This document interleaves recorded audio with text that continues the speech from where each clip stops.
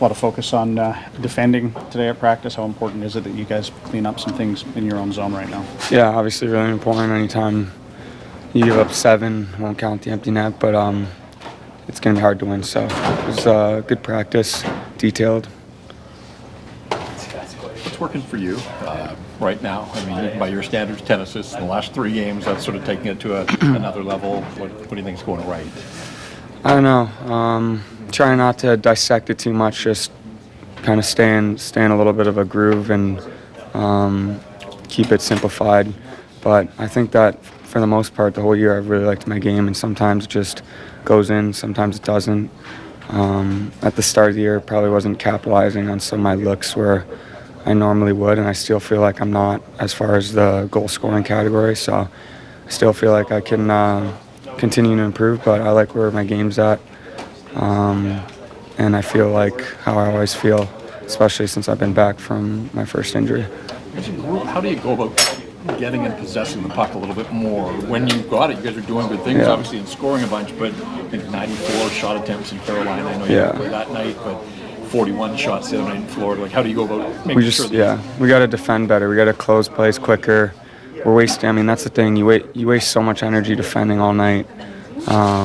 When you do get the puck, it's hard to do anything with it because you just defended for 35, 40 seconds. So the more we close plays quicker and get out of our zone quicker, then we can play offense and limit some of that pressure. And Star's a good test though. Quinn with Brandon coming in here and Ben's back. A couple of big guys are heavy off the wall.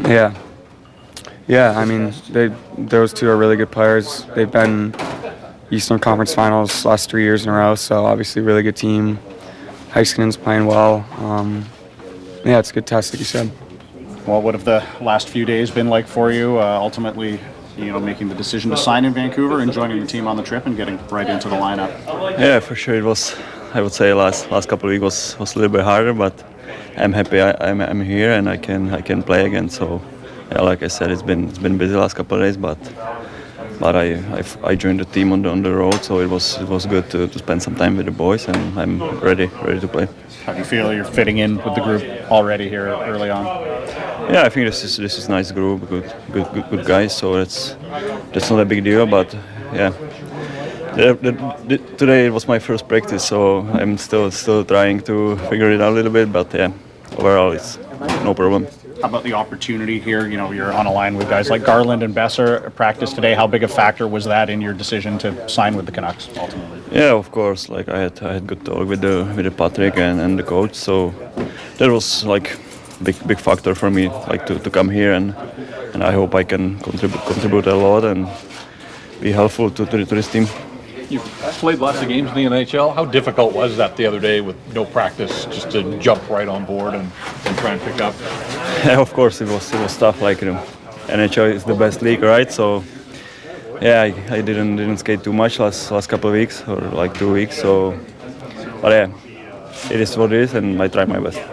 Did it help or hurt to jump in against a team like Florida that's so disciplined and plays so hard, comes at you in waves?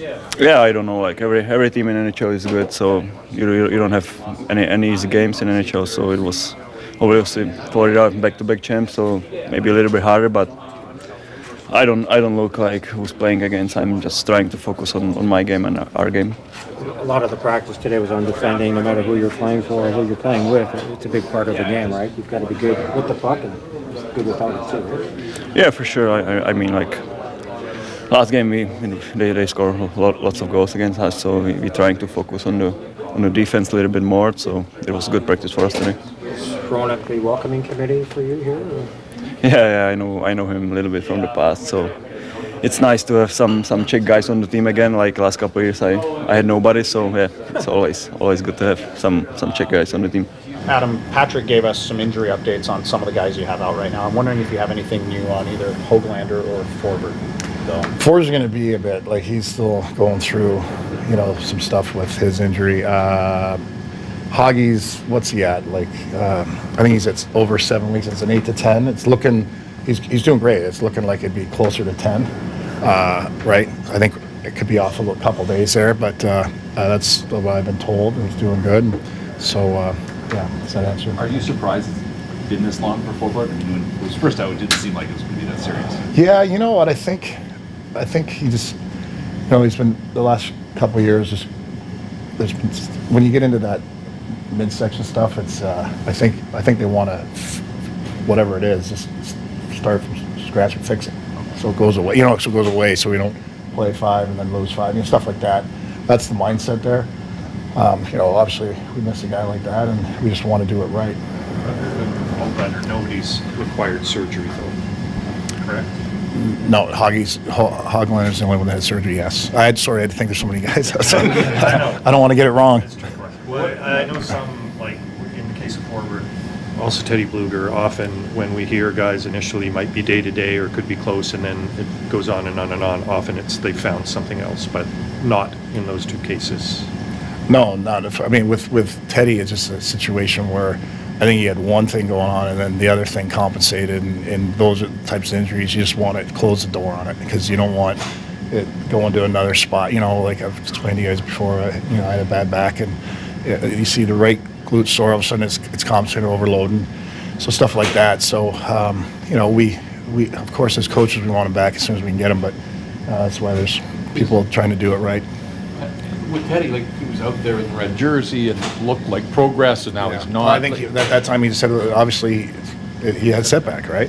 And but I think he's skating in a few days, and that's a good sign. When you're skating, because of his length he's been out, he's probably gonna take more days than say when a Demmer skates, and probably I'm guessing goalies are 5 to 7 skates. So it just don't mark me completely on that, but it's how I look at it, right? So. Do you have assessment on Guard? Guard's good.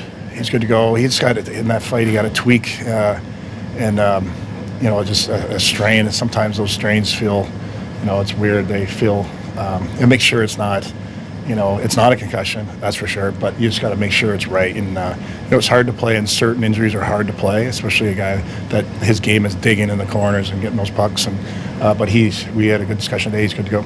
Was it more wrestling the guy to the ice in that scrap that he might have tweaked something as opposed to? Hey, you know what? You wake up in the morning sometimes and you're like, why does this hurt? And his body probably happened. You just like sometimes you're not like when you're holding it, like stuff like that. Like certain muscles aren't used to it, right? And I mean, I guess. Wait till you get older. What's the timeline for Hoggy in terms of skating? Hoggy's skating. Well, the way I look at Hoggy is, I don't want to say the wrong thing, but if he's at, I believe he's 7.5, and it's going to be closer to 10. So I think he's going to be getting on the ice soon. If he's not, so I should know. He might have done an inch skate already. Did he do an inch skate? A couple inch skates? Yeah. Okay. So he's looking more closer to the 10, but they're happy with his progress, right, from the 8 to 10. They're real happy with it. Lots of accent on defending this morning in practice. Yeah, you guys know the numbers. A